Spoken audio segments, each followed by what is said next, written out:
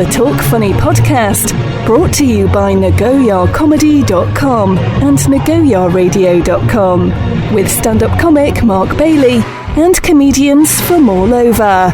Talk Funny. We have what you want, but instead, here's Mark Bailey.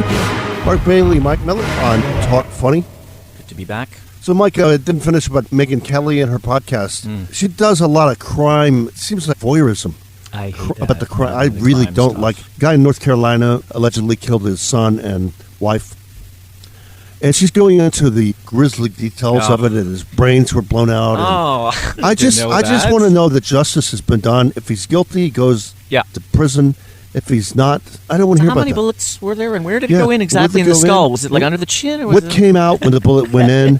And then, remember the one with the guy who killed some dorm girls in maybe Idaho or Montana? Oh, my God. And she was asking questions of the lawyer. She was saying, so I heard that when he committed these murders, he was sexually aroused. This is law porn. This is law porn. Oh, God. She's a freak. They're trying to compete with all those podcasts. There's a whole true crime podcast genre out there. It's like, well, even if he was sexually aroused, that doesn't qualify as a knife. You know what I mean? Not going to kill you. Guys aren't thinking that. I'm not thinking that. Yeah. I don't want to hear about that. But a lot of women have a strange fascination with the true crime genre and the crime and the grisly details and the that kind of stuff. I don't know. I don't understand it personally. The Ted Bundy biographer, she interviewed him, and she said, but Ted Bundy, he was very handsome, very handsome. He was very handsome. And the biographer said, well, he was attractive. She goes, yeah, he was very attractive. It's like, Megyn. They love that. Some women are drawn to that kind of guy. The psycho, the bad boy, the... Bad boys. What you going to do? What you going to do when he's stabbing you? Bad boys. You get what you deserve. But it's just voyeurism. And I don't like these court cases with the intimacy and stuff. Yeah. Just prove guilt or non-guilt. Yeah, like the Amber Heard, Johnny Depp stuff went on forever. The crap on the bed. Yeah. Do I need to hear this? Yeah, exactly. Do I need to hear this? Do you need to be giving, people ideas? As a comic, thank you. Yeah. She asked the bed. Yeah. She asked the bed in a court hearing. But I mean, as a comic, she made it to third base, Third base. Sorry. As a comic, thank you. But as a listener, no, thank you. No. The only one I like to watch, and I do have listened to a few that are pretty grisly, is Mr. Ballin, or Mr. B. Allen, Mr. Ballin on YouTube. He's a storyteller. He always wears his cap backwards, kind of, and wears these plaid shirts. And he sometimes does true crime stories. And I listen to those, but I don't like the true crime podcast genre, and not into that, really. It reminds me, Ballin, late great Marty Ballin, was the lead singer of Jefferson Starship. And one of the founders was Grace Slick of Jefferson Airplane. And Marty Ballin was a good-looking Jewish guy, and he banged like Stevie Nicks, Cher, the famous rock girls.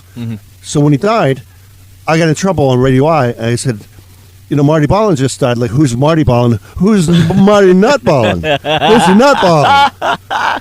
Grace Slick, how much time do we have? And, my producer... Grace Slick, she was a big woman, too. My producer came in and asked me to explain the joke on the air. Oh, my I said, Lord. It's going to get worse if I explain it. Do you have the tapes? I really hope you have the tapes somewhere. I think you need to do a compilation. You could even release those tapes as a podcast or something. I have one. I would not believe what you said on the radio. I have one on tape where 2000s. I was telling a joke, and then Hazel, I've referenced it, but in the 50s there was a sitcom about Hazel, the ditzy maid.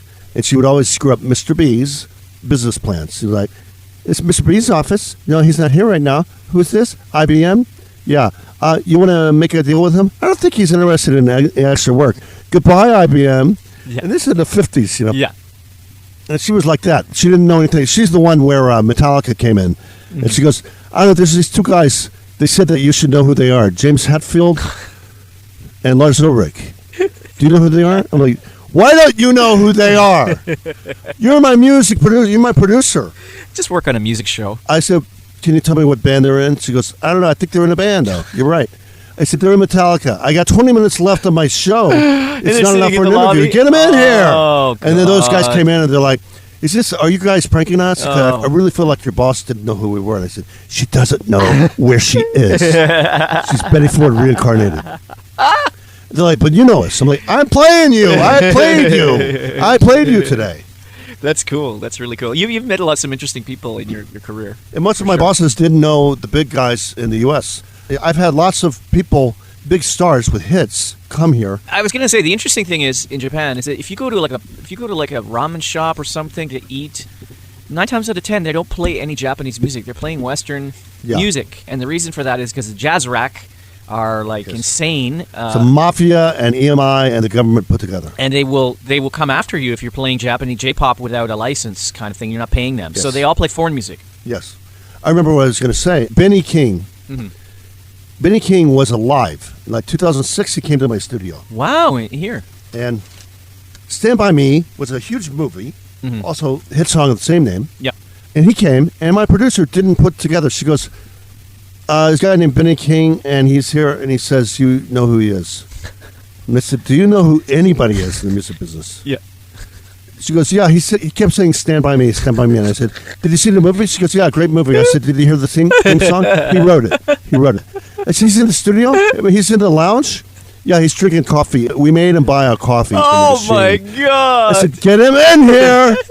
And he has a song, I can't remember the name of the song now, but it's on Very Bad Things soundtrack. It has Cameron Diaz. It's called Very Bad Things. Mm-hmm. It's a hilarious movie about Las Vegas gone bad. Mm-hmm. A spoiler, they accidentally kill an Asian stripper, mm-hmm. and then they have a wedding to go to, and they're all trying to hide that they killed 3 people.